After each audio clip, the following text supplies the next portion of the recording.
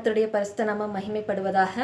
வாலிபர் ஓய்வு நாள் பள்ளி பாடமாகிய கார்னர்ஸ்டோனை படிக்க வந்திருக்கிற உங்கள் அனைவரையும் கர்த்தராகிய இயேசு கிறிஸ்துவின் இனிய நாமத்தினாலே வாழ்த்தி வரவேற்கிறேன். நம்ம இந்த காலாண்டோட 2வது பாடத்தை படிக்க போறோம். பாடத்தினுடைய தலைப்பு குமாரனுக்காக பிதாக்களை தெரிந்து கொண்ட தேவன். மனப்பாட வசனம் லூக்கா 3ஆம் அதிகாரம் 22வது வசனம்.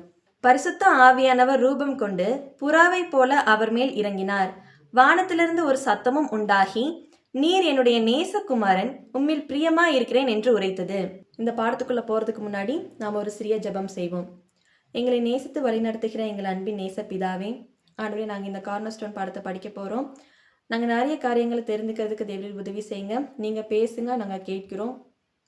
நாங்கள் கேட்டுட்டு அப்படியே விட்டு விடாதபடி எங்களுடைய வாழ்க்கையில் அபியாசிக்க தேவரீர் உதவி செய்யுங்க. இயேசு மூலம் ஜெபிக்கிறோம், ஜீவனுள்ள நல்ல பிதாவே, ஆமீன். இந்த வார பாடத்தில் நம்ம ஒரு முக்கியமான விஷயத்தை பற்றி படிக்க போகிறோம். என்ன அப்படின்னு சொன்னால், நம்ம வேதாகமத்திலேயே அதிகமாக ஸ்கிப் பண்ணக்கூடிய ஒரு பகுதி. என்ன பகுதி அதிகமாக நம்ம ஸ்கிப் பண்ணக்கூடிய பகுதி? உதாரணத்துக்கு எடுத்துக்கிட்டோம்னா, நீதிமொழிகள் நம்ம வந்துட்டு ரொம்ப பொறுமையாக வாசிப்போம். ஏன்னா அது நம்மளுடைய வாழ்க்கைக்கு ஏற்ற மாதிரி இருக்கும். சங்கீதமும் நம்ம பொறுமையாக வாசிப்போம். அதே போல் முற்பிதாக்களுடைய வாழ்க்கை வரலாறு, யுத்தங்கள், சரித்திரங்கள், இயேசு கிறிஸ்து செய்த அடையாளங்கள், அவர் சொன்ன உவமைகள், தீர்க்க தரிசனங்கள், இதெல்லாம் நம்ம பொறுமையா வாசிப்போம். ஆனா ஒரு பகுதியை மட்டும் நம்ம டக்கு டக்குன்னு வாசிச்சுட்டு ஸ்கிப் பண்ணி போயிடுவோம். என்ன பகுதி அப்படின்னு சொன்னா, வம்ச வரலாறுகள். வேதாகமத்துல ஆதியாகமம்ல இருந்து வெளிப்படுத்தல் வரைக்கும் நிறைய வம்ச வரலாறுகள் கொடுக்கப்பட்டிருக்கும். நம்ம அதை அதிகமா வாசிக்க மாட்டோம். ஏன் அப்படின்னா, அந்த பேரெல்லாம் ரொம்ப கஷ்டமா இருக்கும். அது மட்டும் இல்லாம அந்த பேரை வாசிச்சு அந்த வம்ச வரலாறு வாசிக்கிறதுனால நமக்கு என்ன யூஸ்? நம்மளுடைய வாழ்க்கைக்கு தேவையான வசனங்கள், நம்ம மனம் திரும்புறதுக்கு தேவையான வசனங்களை தான் நம்ம வந்துட்டு தேடி வாசிப்போம். ஆனா இந்த வம்ச வரலாறை நம்ம டக்கு டக்குன்னு ஸ்கிப் பண்ணிட்டு நம்ம வந்துட்டு போயிடுவோம். ஆனா வேதாகமத்துல ஒரு புள்ளி நமக்கு கொடுத்திருந்தாலும் ஒரு காரணம் இல்லாம ஆண்டவர் அதை பதிவு செஞ்சிருக்க மாட்டார். அப்ப நிறைய வம்ச வரலாறுகளை கொடுத்திருக்காரு. அப்ப வம்ச வரலாறுனால நமக்கு என்ன யூஸ்? நம்ம அதான் நம்மளுடைய ரட்சிப்புக்கு, நம்முடைய மனம் திரும்புதலுக்கு அது என்ன முக்கிய பங்கு வகிக்குது அப்படிங்கறத நம்ம இந்த வார பாடத்துல படிக்க போறோம்.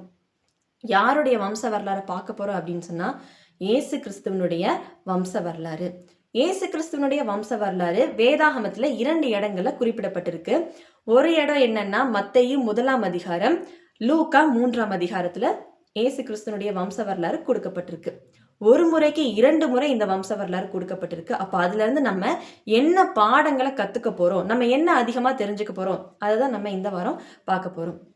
முதலாவது மத்தேயு 1ஆம் அதிகாரத்துக்கும் 2ஆம் அதிகாரத்துக்கும் இருக்கக்கூடிய வித்தியாசங்கள் என்ன? மத்தேயு 1ஆம் அதிகாரத்துல பார்த்தோம்னா, ஆபிரகாம் தொடங்கி இயேசு கிறிஸ்து வரைக்கும் அந்த வம்ச வரலாறு போகும். அதே இது லூக்கா 3ஆம் அதிகாரத்துல பார்த்தோம்னா ரிவர்ஸ்ல வந்திருக்கும். இயேசு கிறிஸ்துவில இருந்து தொடங்கி ஆதாம் வரைக்கும் நமக்கு சொல்லியிருப்பாங்க. 2வது வித்தியாசம் என்ன அப்படின்னா, மத்தேயு 1ஆம் அதிகாரத்துல இயேசு கிறிஸ்து யோசேப்பினுடைய வம்ச வரலாற சொல்லியிருக்கும். இயேசு கிறிஸ்து யோசேப்பினுடைய வம்சாவளியா எப்படி வராரு.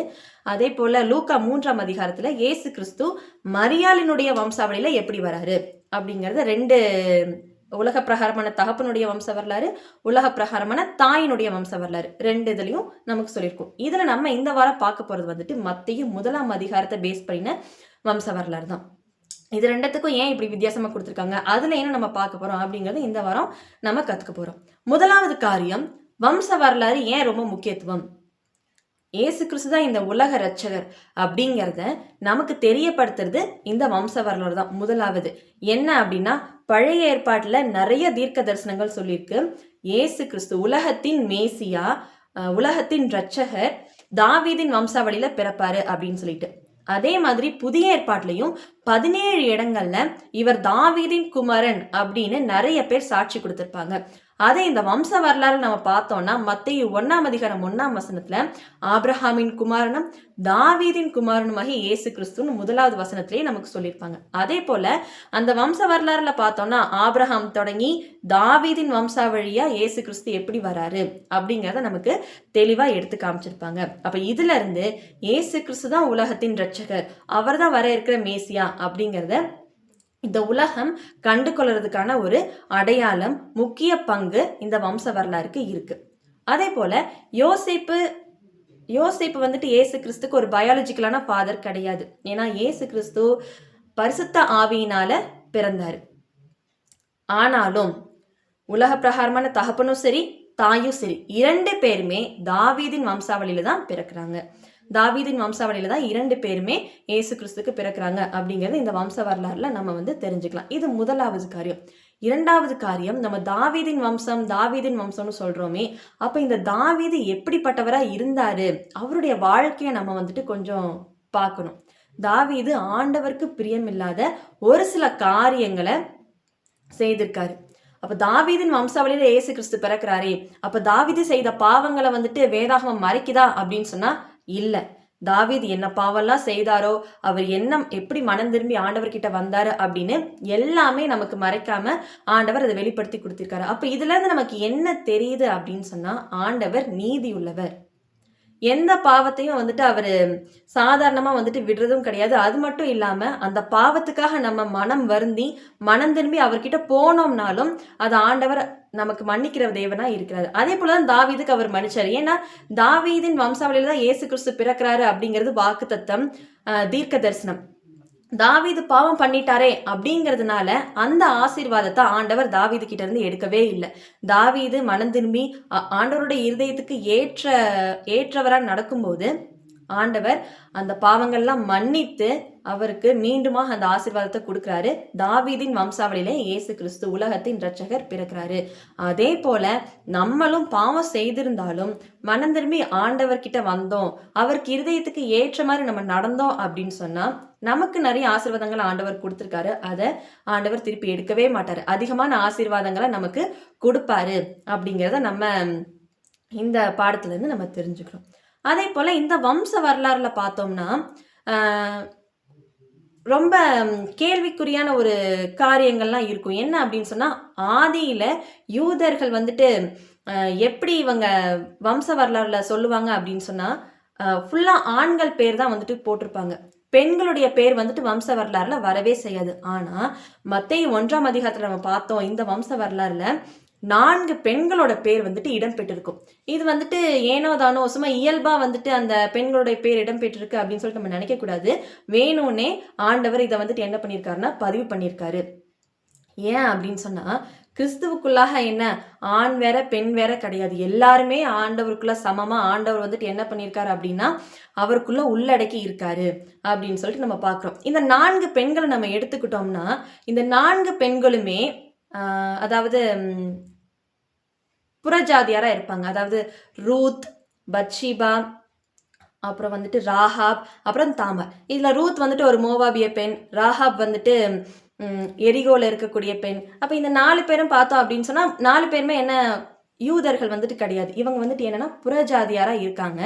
அப்போ புறஜாதியாரா இருந்தாலும் தேவன் யூதர்களுக்கு மாத்திரமா தேவன், அவர் யாருக்கு புறஜாதியாருக்கும் தேவன். அப்போ உலகத்துல உள்ள எல்லா மக்களுக்கும் ஆண்டவரா இருக்காரு. பிரஜாதிகள்னு சொல்லிட்டு ஆண்டவர் அவங்கள என்ன பண்ணல, கிறிஸ்துவுக்கு முன்னாடி அவங்கள என்ன பண்ணல, தள்ளல. அவங்கள ஆண்டவர் என்ன பண்றாருன்னா இயேசு கிறிஸ்துவனுடைய வம்சத்துக்குள்ளேயே கூட்டிட்டு வராரு அப்படின்னு சொல்லிட்டு பாக்குறப்ப ஆண்டவருக்குள்ள எல்லாருமே சமம். யூதர்கள் வேற புறஜாதியார் வேறன்னு கிடையாது அப்படின்னு சொல்லிட்டு நம்ம இந்த பாடத்துல இருந்து தெரிஞ்சுக்கிறோம். அதே போல இந்த பெண்களுடைய வாழ்க்கையை நம்ம எடுத்துக்கிட்டோம் அப்படின்னு சொன்னா, ரூத்தை தவிர மீதி உள்ள 3 பெண்களுடைய வாழ்க்கை ஒரு கேள்விக்குறியா இருந்தது. என்ன அப்படின்னு சொன்னா, ராகா பாத்தீங்கன்னா அவங்க ஒரு வேசியா இருந்தாங்க. தாமார் பாத்தீங்கன்னா அவங்க மாமனாரை திருமணம் செய்தாங்க. அதே போல பத்ஷிபாவை எடுத்துக்கிட்டோம் அப்படின்னு சொன்னா, இவங்க உரியாவின் மனைவியா இருக்கும் போதே தாவீது கூட தவறா இருந்தாங்க. இந்த 3 பெண்களுமே ஒரு பாவத்துக்குள்ள இருக்கக்கூடிய ஒரு பெண்கள் தான். ஆனா அவங்க ஆண்டவரை சந்தித்து அவங்களுடைய வாழ்க்கை வேற மாதிரியா புதிதா மாறும்போது ஆண்டவர் அவங்கள மேன்மையான இடத்துக்கு கொண்டுட்டு வராரு. என்ன மேன்மையான இடம்னா, இயேசு கிறிஸ்து அவங்களுடைய சந்ததியிலேயே, இயேசு கிறிஸ்துனுடைய சந்ததிக்குள்ளேயே அவர் என்ன பண்றாருன்னா கூட்டிட்டு வராரு அப்படின்னு சொல்லிட்டு நம்ம பார்க்கிறோம்.